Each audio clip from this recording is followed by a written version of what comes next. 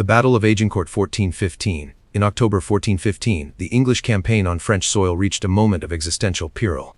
After capturing Harfleur, the English army was exhausted. Disease was rampant, and supplies were running low. On the march back toward Calais, Henry V's force was intercepted by a vastly superior French army. The French were compelled to fight to destroy the invading host. The English were compelled to fight to carve a path to survival. At dawn on the 25 October, thick fog blanketed the narrow field between the woods of Tramecourt and Agincourt. The terrain was a shallow valley, its ground churned into heavy, slippery mud by days of relentless rain. Henry V commanded roughly 6,000 men, the majority of them English longbowmen. Opposing him, the French nobility assembled wave after wave of heavy cavalry and armored infantry, several times more numerous, under the command of Charles d'Albret. The English halted at the northern edge of the valley. Henry V ordered his army into an exceptionally compact formation. Dismounted men at arms in the center, longbowmen spread wide on both flanks. In front of the archers, sharpened wooden stakes were driven into the ground at an outward angle low, dense, and deadly, forming a lethal barrier. The distance between the two armies was not great, yet both sides waited. The French believed they could simply delay until the English collapsed from exhaustion, then unleash their cavalry to crush them. The English could not afford to wait. Henry V gave the order to advance several hundred paces. The entire line moved forward in grim silence, boots sinking deep into the mud. Once within effective range, the archers replanted their stakes and drew their bows. The sound of trumpets rang out, and the rain of arrows began. English arrows fell in thick volleys, striking horses and armor alike. French cavalry were forced to charge in an attempt to scatter the archers. But the sodden ground robbed the horses of speed, breaking their formations apart. As they reached the line of stakes, many horses panicked and fell. Riders were thrown and trampled underfoot. The archers continued firing at close range, aiming for horses in the gaps in armor. The cavalry failed to break the flanks. Behind them, the French heavy infantry encased in full armor, armed with long polearms, poured down into the valley. They advanced in dense masses, but every step sank deep into the mud.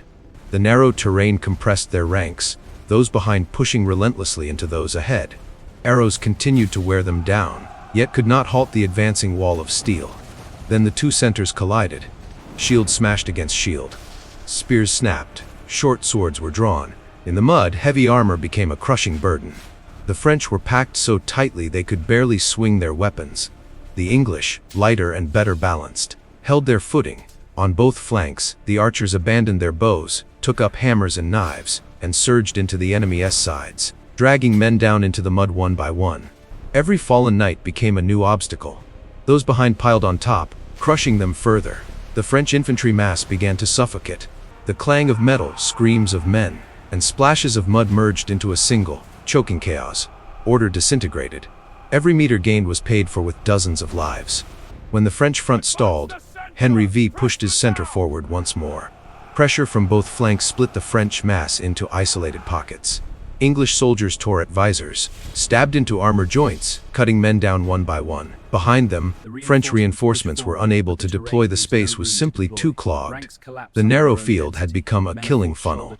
In the English rear, a small French force raided the baggage train. Reports of this alarmed Henry V, who feared that prisoners might rise up while the battle still hung in the balance. He ordered the prisoners dealt with to secure the army's safety. Harsh as it was, the decision did not alter the immediate course of the battle. The French center had already lost its rhythm. Mud, rain, exhaustion, and crushing compression were strangling the larger force. The balance tipped decisively toward the English within that narrow valley. The French frontline infantry had lost all capacity for organized advance.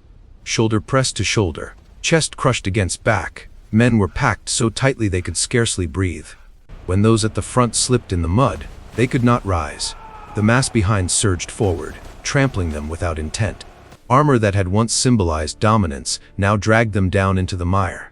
Every movement required double the effort, while there was virtually no space to swing a blade. The English sensed the moment. Their infantry center held formation, advancing neither recklessly nor in pursuit. The archers on both flanks, now fully engaged as light infantry, slipped along the sides and rear of the French mass. They did not fight like knights in single combat. They pulled, shoved, and wrestled men to the ground, When one Frenchman fell, 2 or 3 more were dragged with him. Mud-filled mouths, helmets slipped over eyes. Cries for help were swiftly swallowed by the clash of metal. In the French rear, commanders attempted to feed fresh waves into the fight, but the single route into the valley was blocked by bodies and dismounted knights. Formations could not deploy across the front. They were forced forward in scattered clumps. When they collided with the chaos ahead, they added no fresh pressure, only more weight, more density, more suffocation. Some French knights attempted to turn back, but the slick ground made retreat almost impossible. Horses panicked, slipped, and fell, blocking any path of withdrawal. Each fallen horse became another wall of flesh and iron. The battlefield was no longer 2 opposing lines. It had become a compression point, where numerical superiority turned into a fatal weakness. At this stage, the English archers were decisive. No longer raining arrows, they became the most agile infantry on the field. Daggers, hammers, and small axes struck at gaps in armor, throat, armpit, groin. They did not need to kill immediately. Bringing a man down was enough. Those who fell rarely rose again, and amid the mass behind them, this meant a slow death. At the center, English infantry advanced step by step, slowly, steadily. There was no dramatic breakthrough, only constant pressure. Each step cost sweat and blood, but it created space for the archers on the flanks to press in deeper. The French mass began to tear apart into fragments, command links severed. Orders could no longer be passed. Each man fought simply to breathe. As French nobles were killed or captured within the crush, morale in the rear wavered sharply. Those still waiting to enter the valley could see what lay ahead but were powerless to intervene. The reserves, meant to be committed at a decisive moment, became helpless spectators. There was no room left to reverse the battle through brute force. The raid on the English camp achieved none of its intended effect. Instead, it exposed the breakdown of French command, as forces were diverted at the very moment total concentration was needed at the main battlefield. In the valley, the advantage was now absolute. The French could neither advance nor retreat. The battle entered a phase of one-sided attrition, where time itself favored the lighter, more compact formation. By early afternoon, resistance in the French front collapsed visibly. Many men dropped their weapons from sheer exhaustion, not because they were fully surrounded, but because there was no space left to fight. Mud, blood, and corpses merged into a sucking trap that seized every step. With each passing minute, the balance tilted further toward the English. The French central mass finally lost all capacity for organized resistance. Those still standing fought on instinct alone, swinging weapons blindly in the confined space. The fallen were crushed beneath their comrades' feet, heavy armor pinning them to the mud. The clang of steel faded, replaced by ragged breathing and muffled groans. The English did not accelerate. They continued to advance inch by inch, holding their lines, refusing to let the chaos ahead disrupt their formation. The archers on both flanks now enveloped almost the entire sides and rear of the enemy. French groups were cut off from the main body, with no escape and no direct leadership.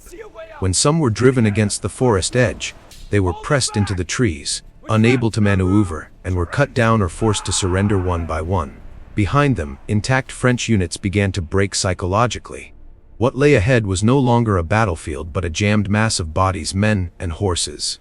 There was no open ground on which to deploy cavalry or heavy infantry.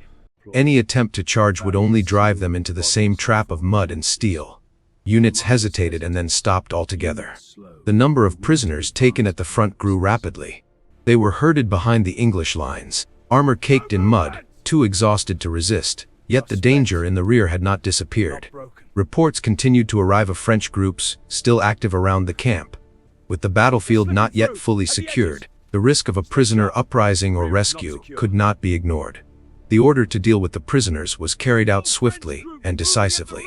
It was not an act of vengeance, but a tactical measure to protect a force that was thin, exhausted, and still engaged. Afterward, the English could commit all remaining strength to clearing the battlefield ahead, without diverting men to guard prisoners in the mire. As daylight softened toward evening, the last French resistance dissolved. Survivors withdrew from the valley, abandoning weapons, banners, and the bodies of their comrades. There was no large-scale pursuit. The English were too wary, and none was needed. The battlefield itself had already delivered the verdict. On that narrow field between the forests, numerical superiority had lost all meaning. Terrain, weather, and deployment had transformed it into a death funnel. These factors did not kill on their own, but they magnified every error of formation and every uncalculated advance. Once compressed together, the larger force could no longer wield its strength, only suffocate under it. When the fighting finally ceased, a heavy silence settled over the field. Bodies lay piled atop one another, in places reaching knee-height. The mud had turned dark, clinging to armor, weapons, and limbs. The English stood amid the valley, gasping for breath, scanning the field to ensure no further attack would come. The Battle of Agincourt ended not with a single decisive blow, but with the gradual collapse of the ability to fight within a space crushed shut. Once the narrow field sealed every avenue of escape, the battle ceased to be a contest of chivalric honor and became a brutal struggle between mud, iron, and men.